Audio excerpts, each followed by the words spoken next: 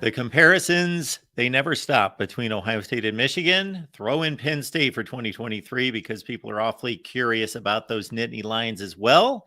And now that the Buckeyes and Penn State were on the stadium turf, both in Columbus and Happy Valley this past weekend, there's another comparison point that we can make between Michigan, Ohio State, and Penn State. Welcome in, everyone, to Wolverines Live right here at the Voice of College Football.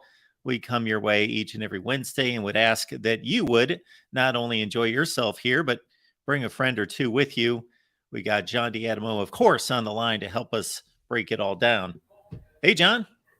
Absolutely. It's good to be back. And, I'm feeling very Big Ten and Michigan combo today. Obviously, sorry I missed the Big Ten show. I was out in LA for a couple of days. So, got excited that we can chat a little Penn State, Ohio State, know thy enemy. Because I always try to keep up with both of them too, and hang out in the occasional Buckeye stream and Nittany Lions stream when I can. So the one common thread between the two is, of course, a quarterback. Not necessarily competition in regards to Penn State, although it is still yet to be decided and announced by James Franklin who the starter is. Everyone assumes, and I believe everyone's probably right on Drew Aller. Although, again, there still is technically a quarterback competition, and the two quarterbacks were given a time. I'm not remembering the first name of the other quarterback for Penn State, Prabula, I believe is how you pronounce his last name. And it's one of those intriguing contests between highly touted five-star quarterback who is supposed to take the reins and supposed to be the next guy, and the guy versus the overachieving guy who was lowly regarded, underregarded coming out of high school, who has worked his way into position to challenge for the starting job. So QB1 on the plate for Penn State. And again, it's probably Drew Aller, but the doubt or the questions surrounding him, of course, having not played really meaningful minutes in big games against good opponents. And then that's the same place Ohio State finds itself in with a guy that's supposed to win the job in Kyle McCord. And then Devin Brown is the backup quarterback or the quarterback in competition with one Kyle McCord, injured finger, not supposed to be serious, but was not able to participate in the spring game.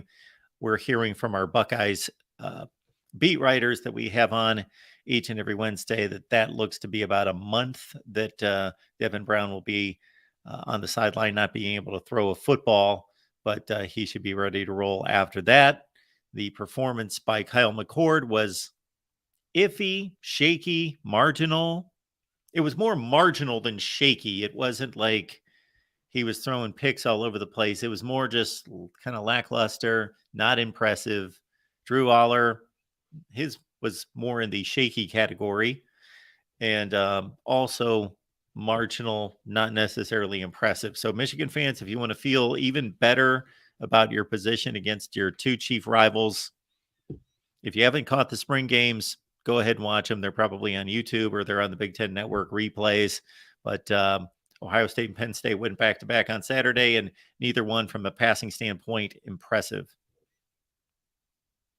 Yeah, I guess you summed it up really well. There's still a big question at quarterback in both schools. I think that the smart money is on Drew Aller and on Kyle McCord, just by the nature of their various recruiting processes. And I would say McCord, I'm actually more confident about in some aspects, because if you followed him back all the way through his recruitment, the connection that he has with Marvin Harrison Jr.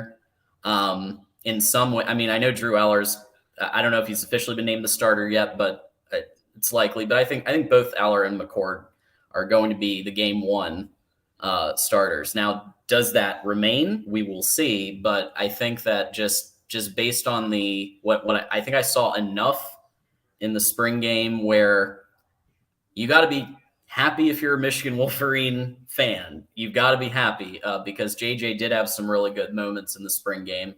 But at the end of the day, yeah, these two quarterbacks are likely going to be running their respective offenses.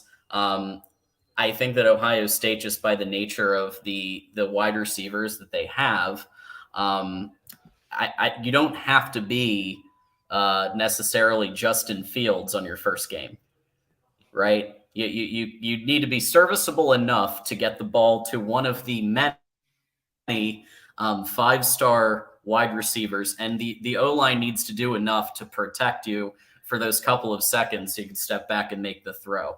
I guess that's where I'm kind of like, okay, with the O-line pieces shifting around, that's the one piece where it's like, that's got to be at least serviceable so that McCord can connect with Marvin Harrison Jr.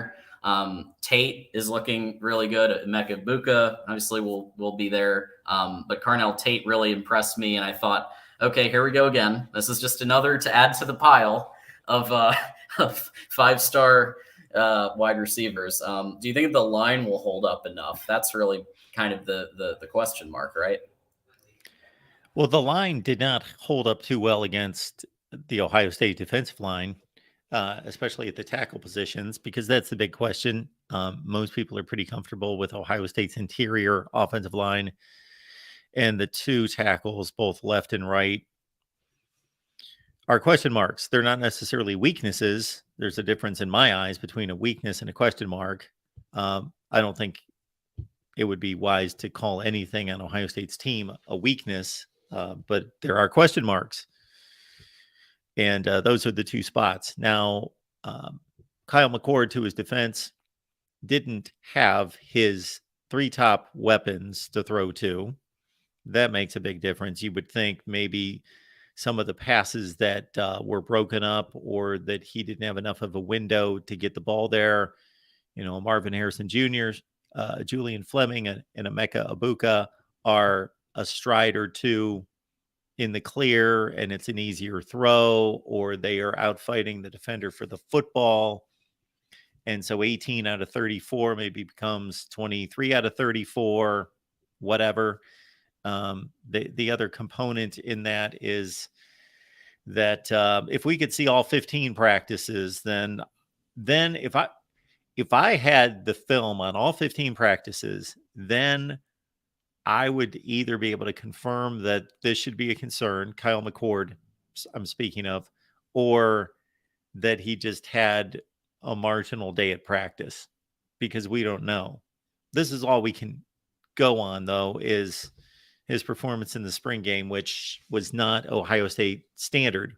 But I will, since you did bring up the name, I will go back 4 years to Justin Fields and his spring game, which was an 85 or 90-yard completion near the end of his day, which padded his stats to make him 4 out of 15. He was 3 out of 14 before, some simple throw he made that somebody took off for 90 yards for a touchdown. He had a miserable spring game, and that obviously did not play out through the season, in which he threw 41 touchdown passes. One piece that I was surprised about, Chip Tranum, was, he had 85 rushing yards, and that included a touchdown. This isn't the first game he's done well in. He actually did pretty well in the Michigan game. Could he just like catapult himself this year into maybe not a JK level threat, but at the very least somebody to keep the defenses honest, so that because we all know Ryan Day and Hartline know how to draw passing concepts, but can a talent like that? I know that there's some question marks at running back, but I think he could be a player that could actually really help you in help the Buckeyes in a lot of different ways. Yeah, so Michigan, your running back room is boring. We know what it is. So all the drama and all the excitement and the interest and the intrigue and the discussion points are in the Ohio State running back room. So, yeah, Michigan's pretty much trying to figure out a number 3 back. The number 2 guys, the first 2 Yeah. guys are exceptional and they are elite. And as long as healthy, good to go. Who are we going to give the carries to when it's 49-10 against Rutgers in the fourth quarter? That's what's being determined at Michigan. At Ohio State, 2 really good backs in Mayan Williams and Travion Henderson coming off injury-riddled seasons, and then 2 other running backs, and you mentioned Chip Tranum, and then we also have Dallin Hayden, who had a big game against Maryland with about 150 yards rushing the week Right. before the Michigan game, and then left Ohio State fans wondering why he didn't touch the ball against Michigan. That the running back room for Ohio State's fascinating to me because I don't know where this is going to land and how they're going to keep all of those players, including Evan Pryor, who was banged up with injuries and a non-factor last year. But as long as he's able to come back and be a factor in the competition, was a top 5 running back in high school, that I think Ohio State, if you had to play 5 running backs like you had to play offensive linemen, I think Ohio State's got a better running back room than Michigan. But you don't need those guys. You don't need all 5 of them. You only need 2, maybe 3. Absolutely. And so Michigan's better at the top or more proven at the top. I agree. But a lot there for Ohio State. I really don't know how that's going to land and who's going to get the carries and who those guys are going to be. Yeah, and eventually some people are going to want transfer, right? Because Yes. you can't. If you remember back in 2020, Michigan had a situation where they had a lot of mouths to feed, right? And somebody was going to lose out in that equation, and it turned out to be Zach Charbonnet, who transferred to UCLA, did very well there. But now the Buckeyes are facing a situation like that. I agree, all 5 of them could. If you like you said, if you're building a 5-person unit, I think across the board, do I think that some of those at the bottom are better than CJ Stokes? Yeah, I do. But the top 2, you're right. And I think Penn State is in like a Michigan-esque situation because their top 2 running backs are pretty much set in stone now. And it's just a matter of, okay, they're going to need to find their depth too eventually. So, yeah, Ohio State's in a very interesting situation. The chat is proving and will continue to prove every day from now until these 2 teams play meaningful games, or before Ohio State plays a meaningful game in particular, that there's basically 2 ways you can look at this. You can either say Kyle McCord's unproven. He didn't have a great spring game. He hasn't done anything. He's going up against, in theory, in a sense, a quarterback in J.J. McCarthy, who's a 5-star, who's now proven that he's a really good starting quarterback. And so there's a huge advantage in Michigan's direction. And Kyle McCord can do absolutely nothing to disprove that until he steps on the field the first week of September. Regardless of what we hear from camp or anything else, he can't do anything to disprove that. And for a lot of people, he's not going to be able to disprove that until he goes to South Bend in week 4. He can throw for 500 yards the first 3 weeks of the season. They'll say, well, he's not played anybody yet. On the other hand, so you can go that route if you want to be anti-Ohio State. If you want to be pro-Ohio State, you can go to the other end of the spectrum and say, as Jason Moose is letting us know, McCord has not proven squat yet. I give you CJ Stroud. I give you Justin Fields. I give you Dwayne Haskins, who, albeit through one interesting, very important pass against Michigan and, had a heck of a fourth quarter the year before against Michigan. But basically, J.T. Barrett, Braxton Miller, I can go through the litany of Ohio State quarterbacks that had proven nothing until they hit the field and all was well. Right, and you just go back to CJ Stroud's first. Go back to CJ Stroud's first couple of games, right? You've got, you had a couple. I remember the Tulsa game. It's like, yeah, it took him like 3 or 4, and I was even telling people in the chat, like, calm down, like. he's going to be okay. Like they wouldn't have picked this guy if he wasn't the one that they thought could be the best quarterback to take them to the promised land, so to speak, right? And he did get better, right? I think that McCord was probably going to take a couple of games too, and luckily the Buckeyes have 3 games. Now I'm sure when they scheduled Indiana as I don't know how that all worked out, but Indiana was good at one point. And I don't know if that's when they decided to schedule Indiana as first or if that was a Big Ten decision. I don't know. But that's all Big Ten. Yeah. I mean, Indiana, if this was 2020 or 2019, that would be an interesting matchup, right? So there's that. But it looks like you're going to, the Buckeyes will have a few games to get McCord, assuming it's him, ready.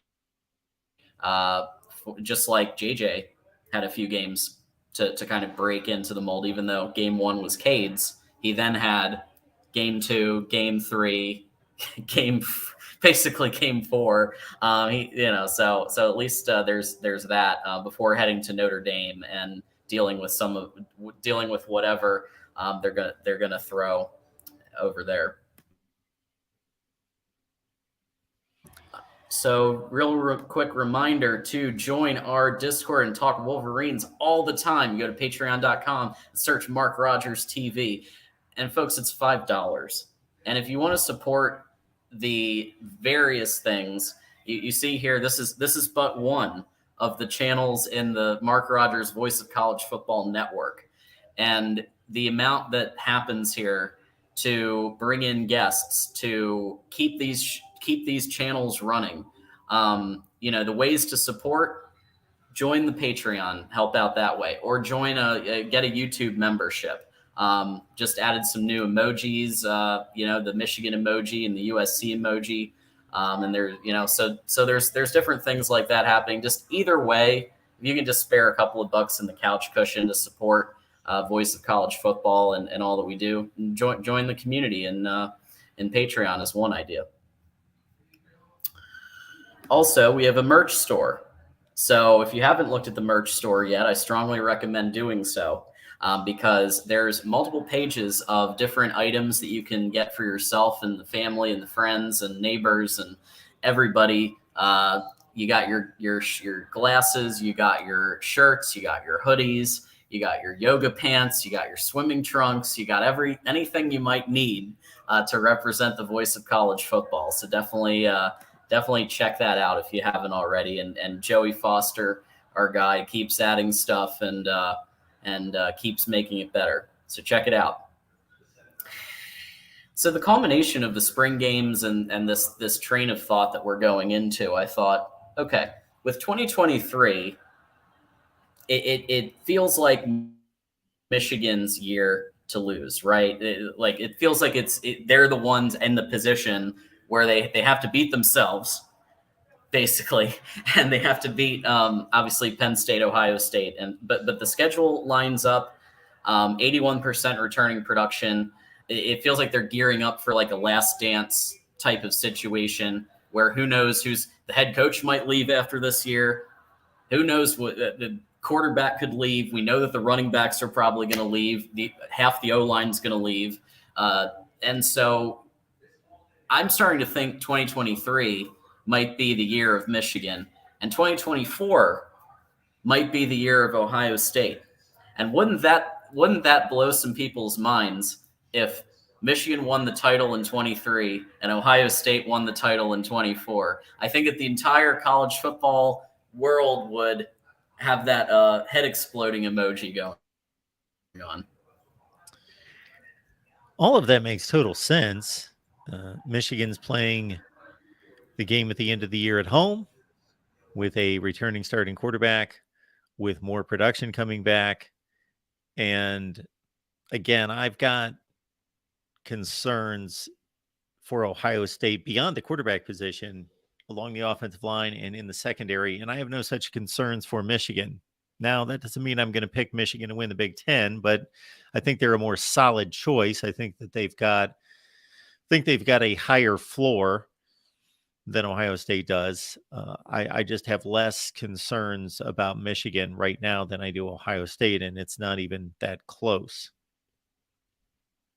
Now, what's going to happen in 2024? Wow, especially with the transfer portal, Yeah. there is less ability for us to speculate and project. Project is a better word. Project to the next season than there used to be with the transfer portal in play.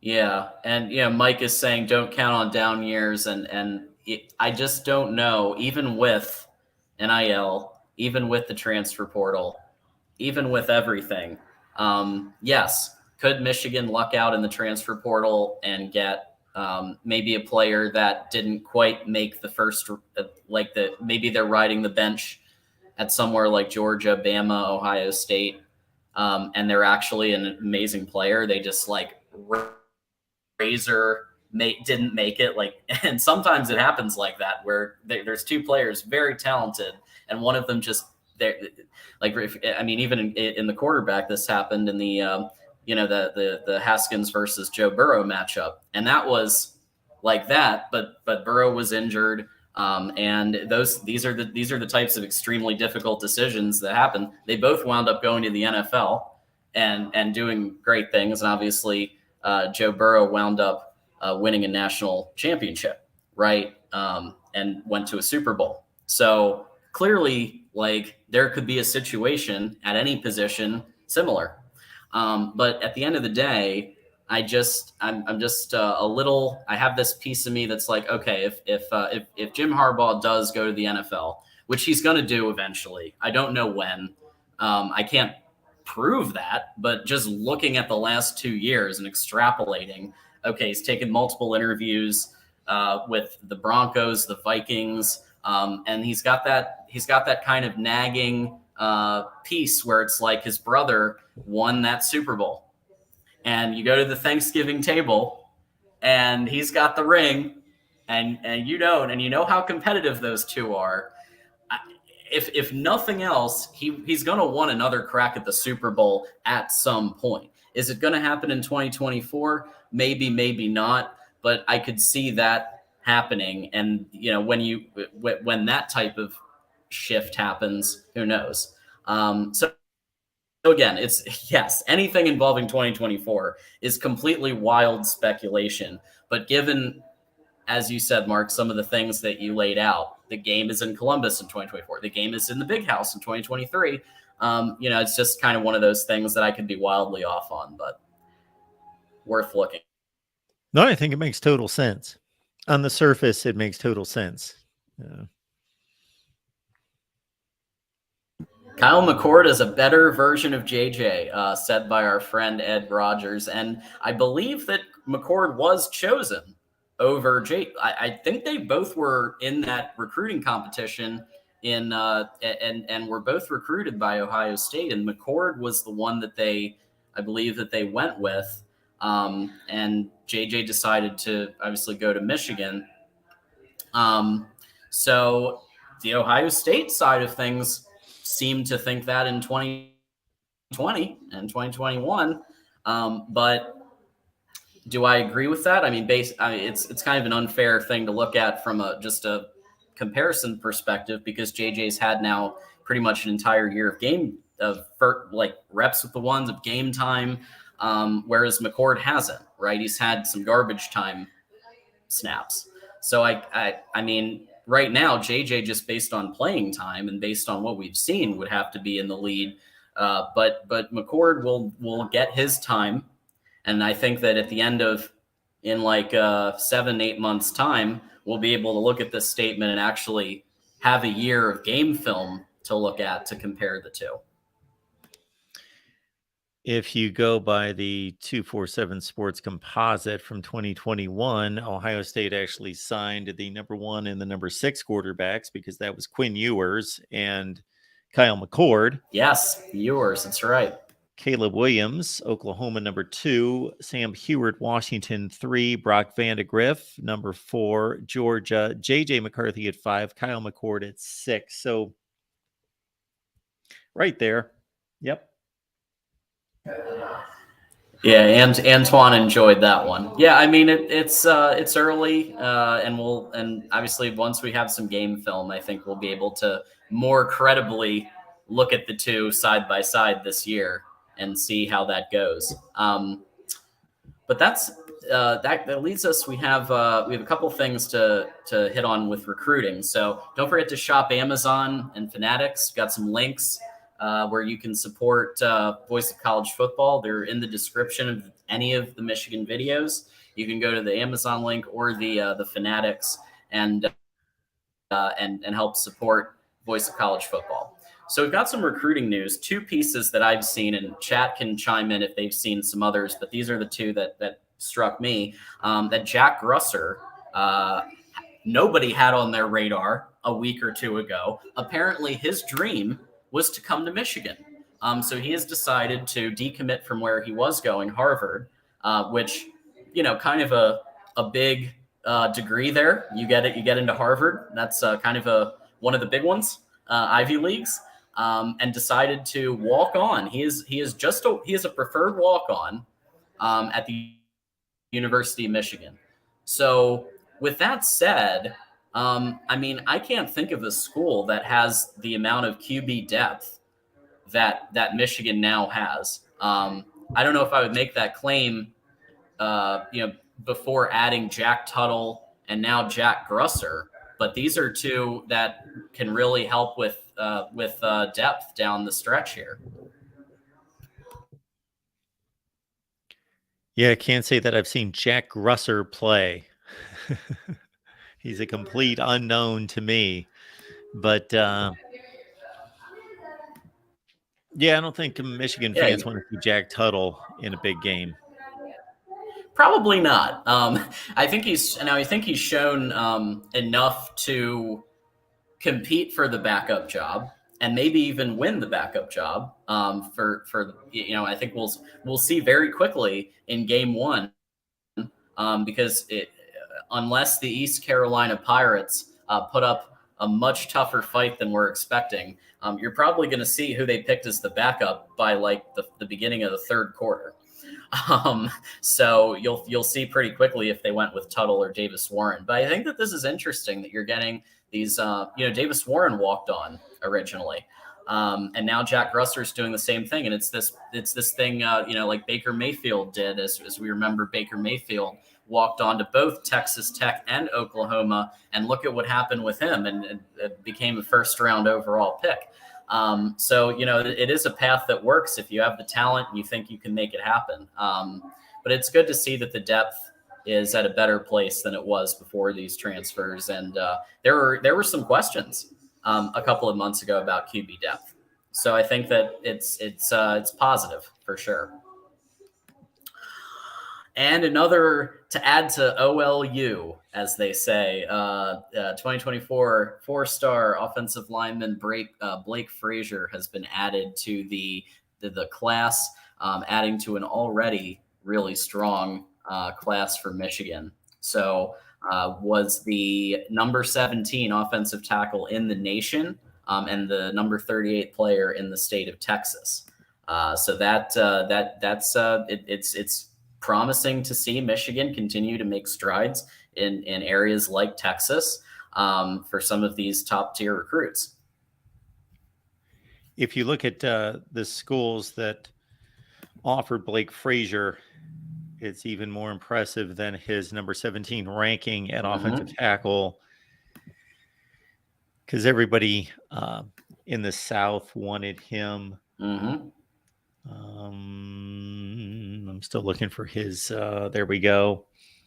We're looking at 25 offers, which included Texas, Texas A&M, Auburn, Clemson, Florida State, Miami, LSU, Nebraska, Oklahoma, Oregon, Penn State. So he could go pretty much wherever he wanted, and he's leaving the state of Texas to go to Michigan. I mean, this is something that, you don't see that. You didn't see it as much before, and it's especially the positions of O-line and running back, and the pieces that really help make Michigan's system go. Are you going to get a 5-star wide receiver out of there? Maybe not. When there are programs like Ohio State, USC Trojans with the offense that they run, Tennessee and the offense that they run, and I heard a little bit about that spring game, and Joe Milton has improved tremendously since he was at the he was playing for the Michigan Wolverines. But at the end of the day, when you have a lineman and you see, this school just won the past 2 Joe Moore awards. So maybe that's a unit to get involved in. Yeah, it's a great point. And if you looked at Jim Harbaugh's recruiting wins since he started at Michigan up until this recruiting class, I'm going to guess, and I can't say this for sure because I've not reviewed it this way, but I would think that you would see a lot of recruiting battles and wins over Michigan State, Penn State, Notre Dame on the top line, Wisconsin, Minnesota, etc., and not a lot of wins against Texas, Texas A&M, LSU, where they're going. I'd buy that. Yep. And those are starting to come. Yeah, he had 25 scholarship offers. So that's, I mean, you look at some of the schools, yeah, like you said, Texas. How about LSU? Passing on LSU, who, by the way, they're one of the ones at the top of the list right now in terms of recruiting for 2024. So they're demonstrably doing a very good job recruiting, and yet this was a player that they weren't able to secure. Jason Moose, thank you for your $5 super chat. We always appreciate when Jason does that. And, if you want your comment or question, just because we always have a lot of topics, Mark knows I have a pretty crammed outline. We always cover a bunch of stuff, just because there's always something going on. And so when you do a super chat, your comment is definitely going to be posted. 3 decommits have Michigan in their top 5. Jordan Lockhart, linebacker at Ole Miss. Brandon Davis Swain. He has Michigan top 3. Brandon Davis Swain, defensive lineman, Notre Dame, top 5. And Dylan Williams, linebacker at USC, Michigan top 5. I don't have trouble believing any of these based on the schools that they're in. If you're at Ole Miss, why do you go to Ole Miss? Well, if you're a quarterback, if you're somebody who wants to learn from Lane Kiffin and what he can do on offense, then Ole Miss would make sense.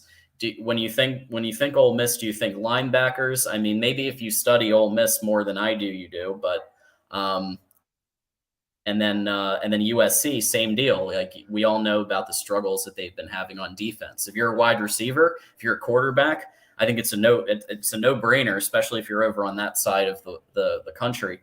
So yeah, none of these are super shocking. Maybe Notre Dame a little, just because they have had some pretty solid defenses in the past, and I think they're more they like that one. I'd say would be the more surprising one of the 3.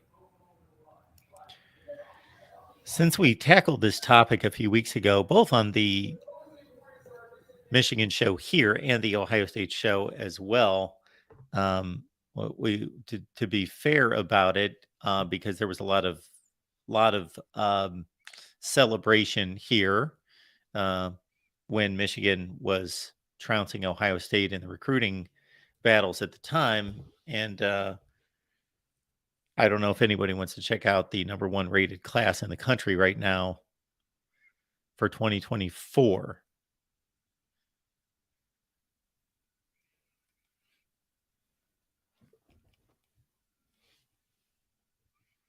Oh, I believe we've lost John. I mean, there he is.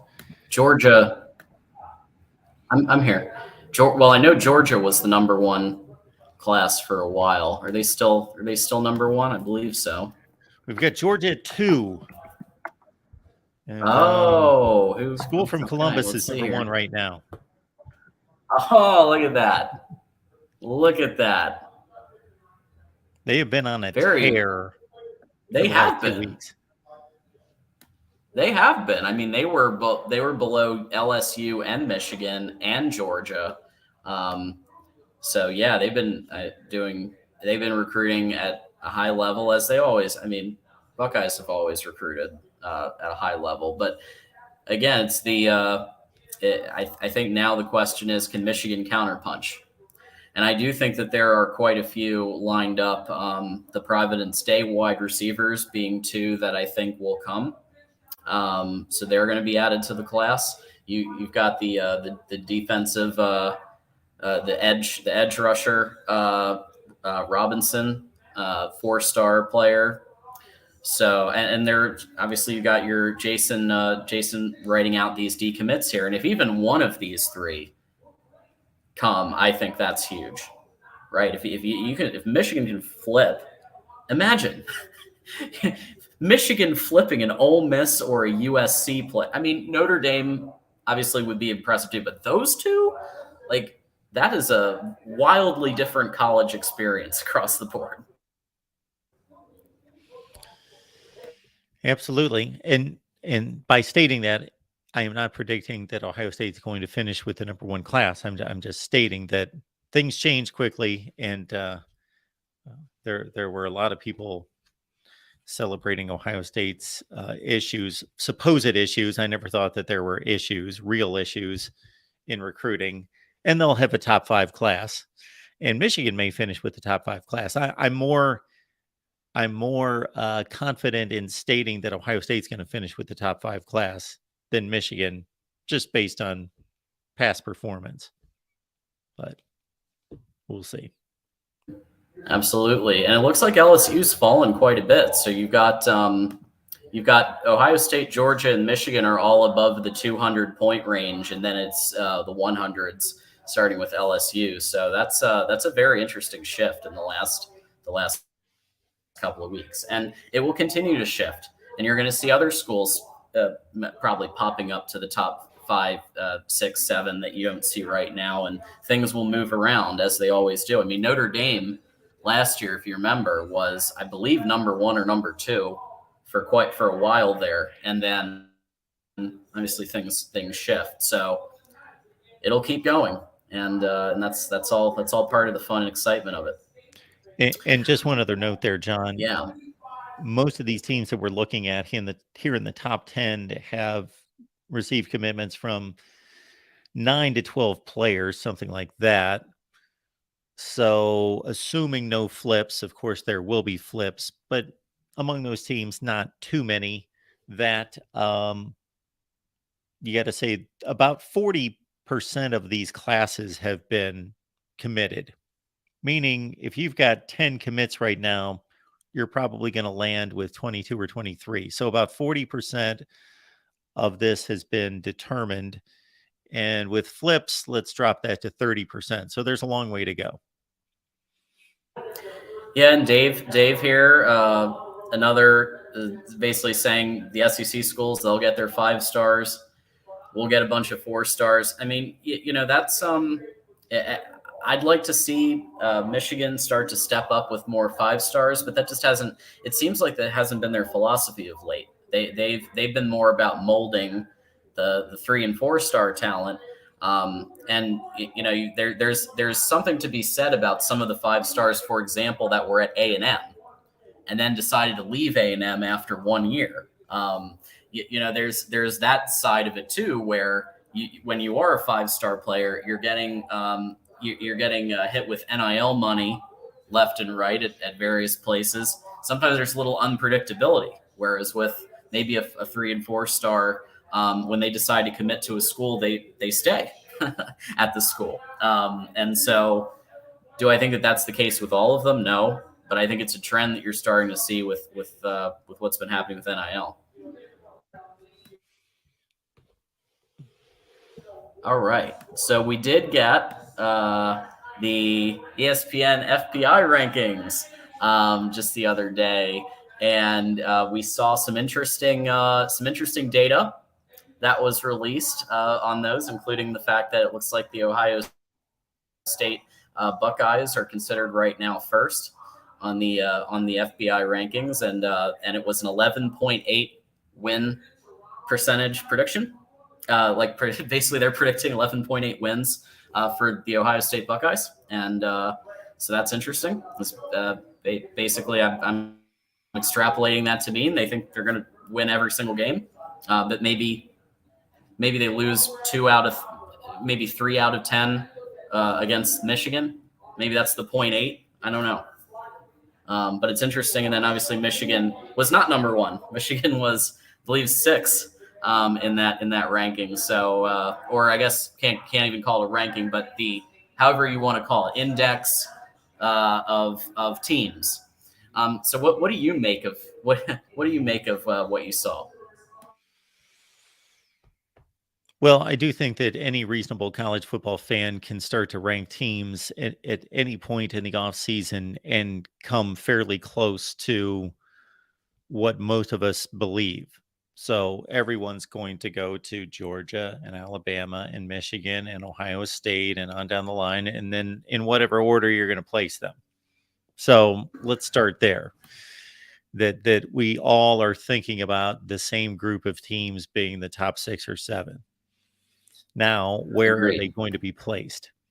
Well, we had the earlier discussion about the conventional wisdom being home game quarterback, winning the last 2 years, less question marks, going to Michigan, and that Michigan would be the logical choice. And I don't know what Vegas is going to have to say about this.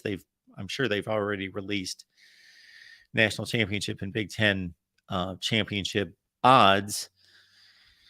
And I think Ohio State and Michigan were extremely close in those odds, but there is a decided advantage that the football power index is giving to Ohio State. Now, I've been looking at this, and I'm no student of the FPI by any stretch.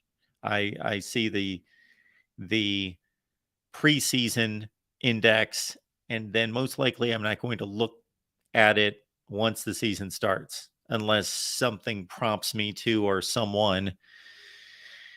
I think it's I think it's an index that's very heavy on recruiting rankings.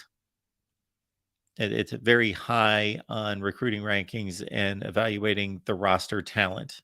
And that's where that ranking comes from. I'm still surprised by it because Ohio State loses its quarterback. And I know that in the past, it's been very weighted toward moving teams down who are losing a coach or losing a quarterback.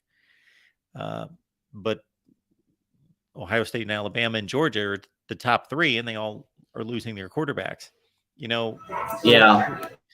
For anyone that's on the Michigan side that wants to take offense to this, or if anybody wants to see how wrong this can be, and any system is going to be wrong a fairly large portion of the time. So whether it's me making preseason predictions or some computer or somebody over there or whomever, fill in your favorite analyst, we will all miss badly in some areas, and we've all hit them on the money in some areas. I predicted everyone's record, as I always do, last year, and I think out of the 65 teams in the Power 5, I was either nailed the record or I was within one game on like 42 out of 65. So, Yeah. I'll say this. This is how wrong the FBI can be, and I'm sure that there are more egregious examples. In 2019, because Urban Meyer left and because Dwayne Haskins left and Ohio State had an unproven coach and quarterback, the FPI gave Ohio State a 6% chance of winning the Big Ten. Now, in what universe would Ohio State only win the Big Ten 6 times out of 100? So obviously that was way off, and they went 13-0 and on through the Big Ten championship into the playoff. So I wouldn't get too upset about it.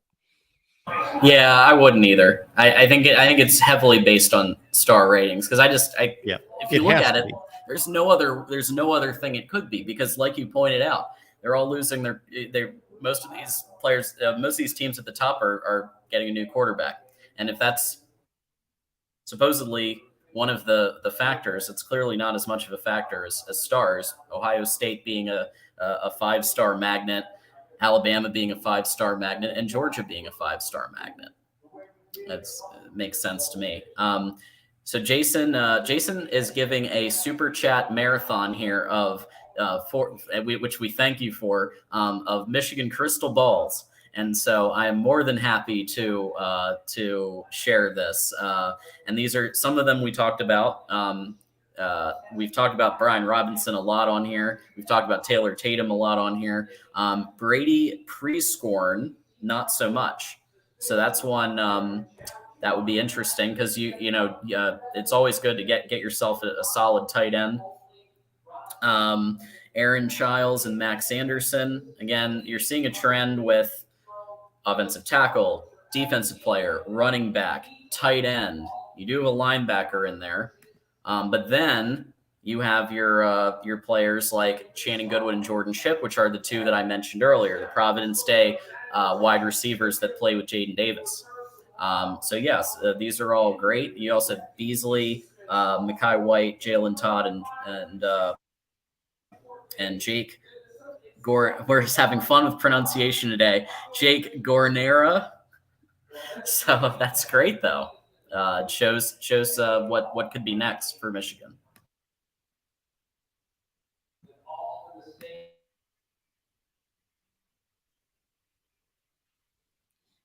Very true, Mike. Jason's a leader and a best, and so is everybody who has decided to come by and super chat and hit the like button, which we, of course, encourage everybody do. And in case you're wondering what you can do to beat Ohio State today, I'm going to give you a really easy way to beat Ohio State today. Subscribe to the Michigan Wolverines at the Voice of College Football channel. We have just passed 6,000 subscribers, but we're still a little bit behind the Buckeye channel. So just hit that subscribe button and then hit the bell so you know when we're going live. We go live every Wednesday at 5, and we'll be we obviously do the occasional special show and everything else that's part of that. So we thank all of you for being here.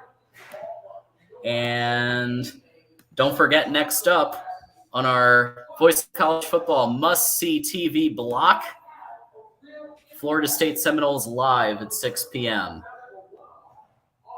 So you can check Mark out in about 10 minutes over there. Absolutely. And speaking of Florida State, they are looking to continue their surge as they had their best season last year since 2016 and look to be co-favorites with Clemson in the ACC. And we have a great time over there and a lot of great insight from James Coleman, who played fullback at Florida State from 2002 through 2005, Chris Frazier from Spear Addicts, and also Logan Robinson from Knoll Game Day. It's a great time, and it's a really top-notch show that those guys provide us. Absolutely. And not only that, but we have what do we have after that? We have Miami at 7, and then a call-in show at 8:30 Eastern. So if you want to talk about must-see TV, just hang out with us all the way through. You have your entertainment all night long. Taking calls at 8:30 Eastern, folks. So if you want to talk college football, we're focused on realignment, but you can call me concerning anything in college football. That is always the rule. Call me about anything in college football, regardless of the topic of choice.